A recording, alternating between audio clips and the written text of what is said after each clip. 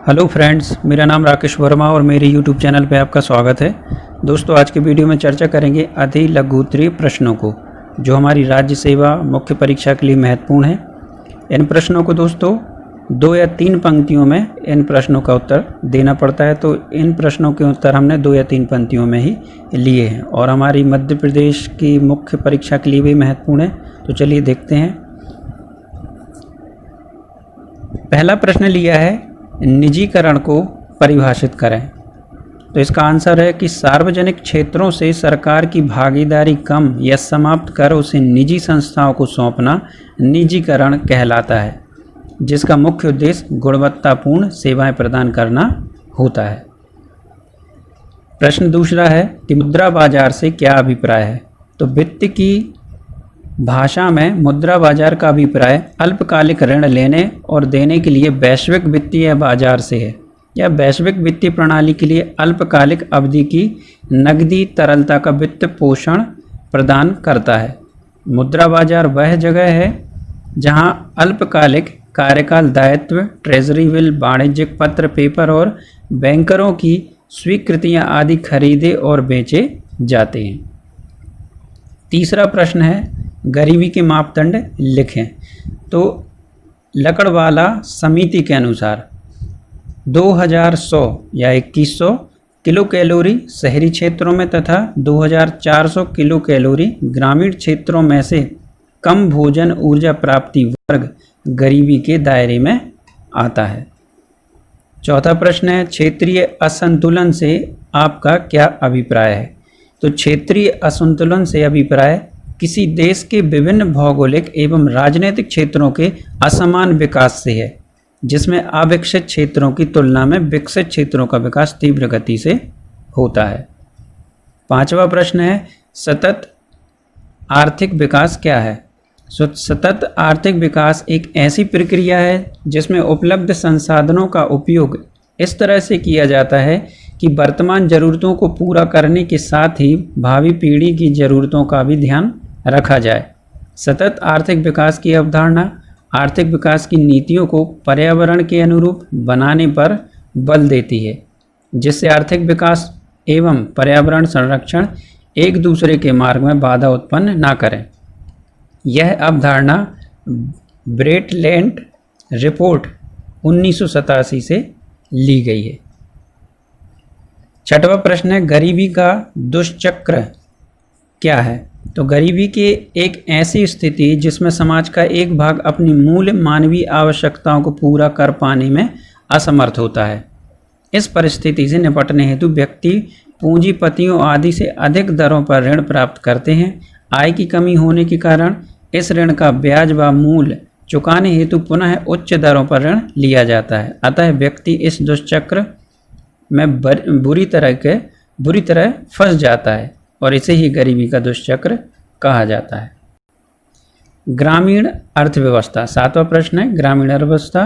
तो ग्रामीण अर्थव्यवस्था ग्रामीण क्षेत्रों में लोगों की आर्थिक और सामाजिक खुशहाली सुनिश्चित करने व प्रदान करने का एक आधार है। इसका संचालन, नियंत्रण आदि ग्रामीण विकास मंत्रालय द्वारा किया जाता है।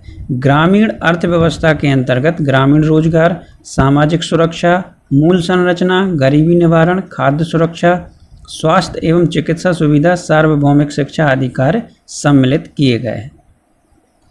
आठवां प्रश्न है, लिंग विकास सूचक क्या है। तो लिंग विकास सूचकांक के माध्यम से मानव विकास की सफलता को महिला व पुरुष के मध्य विभेदता के मापन के आधार पर अंकित किया जाता है। इसका मापन स्वास्थ्य, ज्ञान आधार एवं जीवन स्तर 3 आधारों पर किया जाता है। वर्तमान में इसका आंकलन 160 देशों में किया जाता है। 9वां प्रश्न है, भूमंडलीकरण का प्रत्यय। तो भूमंडलीकरण का शाब्दिक अर्थ स्थानीय या क्षेत्रीय वस्तुओं या घटनाओं के विश्व स्तर पर रूपांतरण की प्रक्रिया है। इसे एक ऐसी प्रक्रिया का वर्णन करने के लिए प्रयुक्त किया जा सकता है जिसके द्वारा पूरे विश्व के लोग मिलकर एक समाज बनाते हैं तथा एक साथ कार्य करते हैं। यह प्रक्रिया आर्थिक, तकनीकी, सामाजिक और राजनीतिक ताकतों का संयोजन है। भूमंडलीकरण का उपयोग मुख्यतः आर्थिक संदर्भ में किया जाता है। अर्थात व्यापार, विदेशी प्रत्यक्ष निवेश, पूंजी प्रवाह, प्रौद्योगिकी प्रसाद आदि। भारतीय अर्थव्यवस्था ने 1991 में भूमंडलीकरण को अपनाया था। 10वां प्रश्न है राष्ट्रीय आय लेखांकन। तो किसी देश की अर्थव्यवस्था में किसी समय अवधि में उत्पादित सभी अंतिम वस्तुओं तथा सेवाओं के कुल मुद्रा मूल्यों को राष्ट्रीय आय तथा इसके आकलन को राष्ट्रीय आय लेखांकन कहते हैं। भारत में यह कार्य केंद्रीय सांख्यिकी संगठन द्वारा किया जाता है। अर्थशास्त्री साइमन कुजनेट्स द्वारा राष्ट्रीय आय लेखांकन की आय विधि, व्यय विधि तथा उत्पादन या मूल्य वर्धन विधि का प्रतिपादन किया गया। 11वां प्रश्न है छद्म बेरोजगारी क्या है। तो छद्म बेरोजगारी का आशय किसी ऐसे अतिरिक्त श्रमिक को लगाए जाने पर उसके द्वारा किया गया उत्पादन शून्य हो, अर्थात सीमांत उत्पादन शून्य होता है। तो भारत में कुल श्रम शक्ति का 17.1% प्रच्छन्न बेरोजगारी के अंतर्गत आता है। 12वां प्रश्न है सार्वजनिक निजी भागीदारी। तो सार्वजनिक निजी भागीदारी से अभिप्राय है जिसमें एक तरफ सरकार या स्वतंत्र अस्तित्व के वैधानिक निकाय और दूसरी ओर निजी क्षेत्र की कंपनियों के बीच एक अनुबंध या रियायती अनुबंध होता है जो बुनियादी ढांचागत सेवा प्रदान करने के लिए उपभोक्ता से शुल्क वसूल करेगा। अतः PPP निजीकरण है जिसमें निजी कंपनी या कंपनियों का संघ सार्वजनिक बुनियादी ढांचा योजनाओं की डिजाइन, निर्माण, संचालन और उनके प्रकरणों में वित्त व्यवस्था को अपने हाथ में लेती है। 13वां प्रश्न है गरीबी के सूचक। हमें गरीबी के सूचक बताने हैं। तो गरीबी की पहचान के लिए सरकार द्वारा कुल 13 सूचक तय किए गए हैं। परिवार द्वारा धारित भूमि, मकान का प्रकार, प्रति व्यक्ति पहनने के कपड़े की उपलब्धता, खाद्य सुरक्षा और स्वच्छता, उपभोक्ता वस्तुओं का स्वामित्व, शिक्षा, श्रम, जीविकोपार्जन के साधन, बच्चों का स्तर, देनदारी, पलायन, रोजगार। उपरोक्त सूचनाओं के आधार पर गरीबी का मापन किया जाता है। नीति आयोग के उद्देश्य। 14वां प्रश्न। तो नीति आयोग के उद्देश्य निम्न है। राष्ट्रीय उद्देश्यों को दृष्टिगत रखते हुए राज्यों की सक्रिय भागीदारी के साथ राष्ट्रीय विकास प्राथमिकताओं, क्षेत्रों और रणनीतियों का एक साझा दृष्टिकोण विकसित करना। राज्यों के साथ सतत आधार पर संरचनात्मक सहयोग की पहल और तंत्र के माध्यम से सहयोगपूर्ण संघवाद को बढ़ावा देना। 15वां प्रश्न है गरीबी रेखा तथा भुखमरी रेखा के मध्य क्या अंतर है। तो गरीबी रेखा क्या है कि गरीबी रेखा निर्धनता रेखा आय के उस स्तर को कहते हैं जिससे कम आमदनी होने पर इंसान अपनी भौतिक ज़रूरतों को पूरा करने में असमर्थ होता है। और भुखमरी रेखा, तो भुखमरी रेखा खाद्यान्न प्राप्ति के उस स्तर को कहते हैं जिससे कम खाद्यान्न प्राप्त होने पर इंसान कुपोषण का शिकार हो जाता है और मृत्यु को प्राप्त होता है। 16वां प्रश्न है सार्वजनिक वितरण प्रणाली PDS की कोई 5 सीमाएं लिखें। तो उत्तर है पहली सीमा PDS केवल चावल व गेहूं तक सीमित है, मोटे अनाज शामिल नहीं है। दूसरा, उचित मूल्य के दुकानदार भ्रष्ट तरीके से खाद्यान्न चोरी करते हैं। तीसरा, राशन कार्ड की उपलब्धता अनिश्चितता PDS। चौथा है PDS सीमित क्षेत्रों तक ही है। और 5वां, PDS के लिए बफर स्टॉक की समस्या है। 17वां प्रश्न है ग्रामीण साख क्या है।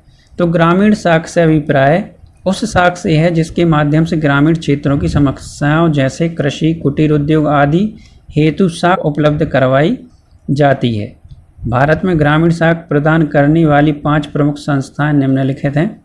पहला, सहकारी साख सोसाइटी। दूसरा, भूमि विकास बैंक। तीसरा, वाणिज्यिक बैंक। चौथा, क्षेत्रीय ग्रामीण बैंक। और 5वां है सरकार, गवर्नमेंट। और इसमें पहला राज्य और दूसरा केंद्र। 18वां प्रश्न है खाद्य सुरक्षा के मापदंड। तो खाद्य सुरक्षा की सुनिश्चितता गरीबी रेखा से नीचे स्तर के परिवारों हेतु कृषकों के उत्पाद हेतु न्यूनतम समर्थन मूल्य की सुनिश्चितता और अगला है आपातकालीन परिस्थिति हेतु खाद्यान्न के बफर स्टॉक को सुनिश्चित करना। 19वां प्रश्न है औद्योगिक रुग्णता क्या है? तो कंपनी अधिनियम 2002 की धारा 346A के अनुसार रुग्ण इकाई वह है जिसकी किसी वित्त वर्ष में संचित हानियां पिछले 4 वित्तीय वर्षों के औसत निवल संपत्ति मूल्य के 50% के बराबर या अधिक हो, अथवा जो निरंतर 3 तिमाहियों में अपने देनदारों के ऋण को चुकाने में विफल रही हो। यदि सामान्य शब्दों में कहा जाए तो बहुत दिनों से घाटे में चल रही औद्योगिक इकाई औद्योगिक रुग्ण इकाई कहलाती है। 20वां प्रश्न है तरल मुद्रा क्या है? तो तरल मुद्रा वह मुद्रा है जिसमें किया गया कोई भुगतान बिना किसी क्षति के वस्तु या सेवा में परिवर्तित हो जाती है। अर्थात तरल मुद्रा वह माध्यम है जो बिना किसी मूल्यह्रास के किसी भी वस्तु का स्वरूप धारण कर लेती है।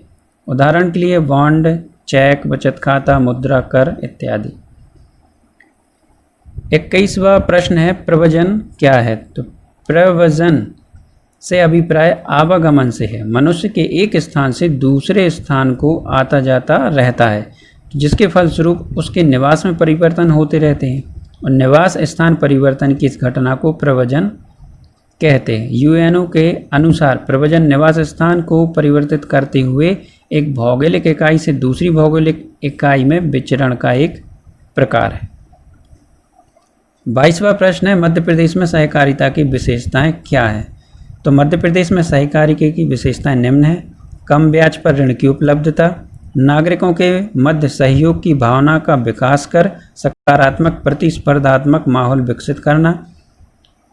तीसरा, सामाजिक कुरीतियों का पतन कर शिक्षा का प्रचार प्रसार व विकास को सुनिश्चित करने का प्रयास।